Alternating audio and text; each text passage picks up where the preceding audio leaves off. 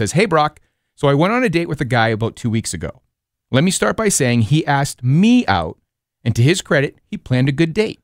The conversation was great, the chemistry was on point, but when the bill came, he took me up on my offer to pay half, and it really just turned me off, and I will not be going on a second date with him. Whatever happened to old-fashioned men?" And that's how she signed it off. So, wow. Wow. All right. what happened to those old-fashioned guys? Here we go. The old-fashioned guys. All right. I mean, the very last comment, which is what happened to all the old-fashioned men. Yeah.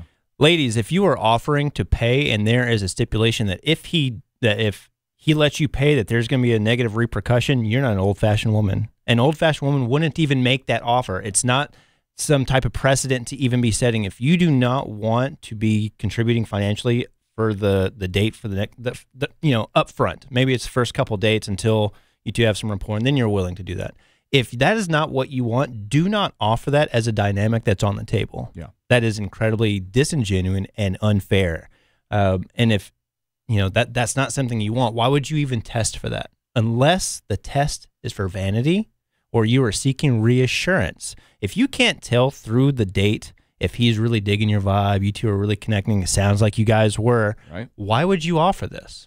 If this is not a genuine and sincere offer, why would you offer this? And I know so many women that do this. In fact, my wife did this. She said, okay, she offered to pay her half. Sure. She said, had I, this would have been my repercussion. Luckily, I passed the test. I said, absolutely not. I invited you. And gentlemen, if you're doing the invite, you are obligated to pay for that experience. Now, ladies, I am a big advocate for you contributing. And I know a lot of women are going to say, hey, me showing up or me doing my makeup and all the costs, blah, blah, blah. I get it. Okay, I'm not even going to go there today. Bring some cash to pay the tip. It is the simplest trick that you can possibly do. Bring a couple fives so you can throw them down. That way you're contributing on some level. He feels like you're investing. He feels like it's being reciprocated. You are already mentally committed to doing that. And it doesn't feel like this awkward, like, oh, does he like me enough to pay for the whole bill? Regardless, you're going to pay for the tip. Doesn't matter what it is. Just bring some cash so you can do that. That is going to alleviate a lot of issues. You'll have the space to be the man where he can pay for the whole thing, and you're able to contribute on the other end, and he's going to feel like you are willing to contribute up front. And I think, honestly, that is one of the most healthy dynamics for you to set up front instead of these fake pseudo tests to see if a guy is actually interested in you. Stop doing the tests that are ego driven, that have absolutely no precedent on whether or not he's actually invested or interested or not, because this is a perfect example of a guy sounding like he's having a good time and doing well. Yeah. All he did was take you up on your offer. And like Gino said earlier, there's so much conflict right now on, oh, are you an old-fashioned person? Do you want to be a little bit more modern? Do you want to split up front? Like, what are we trying to do? And ladies, if you're offering that, understand, men speak very directly. We don't double talk. We don't say something and mean something else. If you're offering it, we're going to take you at face value. Yeah. And that's kind of the vibe I got here, was that especially if you went out and planned the date, he asked her out. I mean, this whole thing, it seemed like everything was rocking and rolling. This guy, as far as I'm concerned, from what we can gather from the small email here, he was ready to go.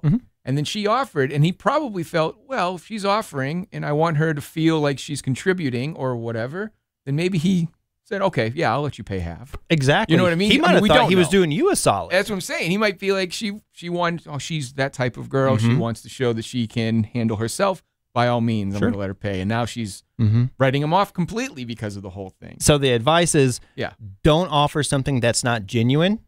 Don't offer to set up a certain type of dynamic that you're not actually interested in just because you're seeking more validation, more validation, more validation. Again, this is such a good example of amazing dates, great chemistry, great conversation, the guy doing all the stuff, and then a test coming in because they need even more reassurance. So let's be very genuine. Let's be very real. Let's be very authentic on these first dates instead of putting up these tests that usually people are going to fail. Like, ladies, stop doing this. Stop putting up this test because it usually goes terribly. Right. And real quick here, just for the guys listening in, when they're put in this position, in your expert advice, what Yes. do you think? Should he have accepted that offer, or should you just? No, I don't Bottom think line. he should have accepted the offer. I think he should have been extremely gratuitous. Thank you so much for offering, Yep. but I invited you out. This was my idea. You're here with me. I'm going to take care of this experience from front to back. And ladies, again, you can just offer, well, let me at least pay the tip. I'd feel really good if I Sure. could contribute some way like that. If that's even a dynamic that you want to promote, but don't offer something that you don't actually want to offer. That's the takeaway for sure. Absolutely. Thank you, Anonymous, for writing in. Thank you, Brock, for your advice. Of course, if you are listening and you want us to tackle a topic that's on your mind, again, send that email. That's Gino, Gino, at WDODradio.com. And you can also, of course, reach out on social media for Brock at @BrockOlsen and BrockOlsen.com. Brock, thanks for the advice. I'll talk to you next week. Sounds good, Gino. Thank you.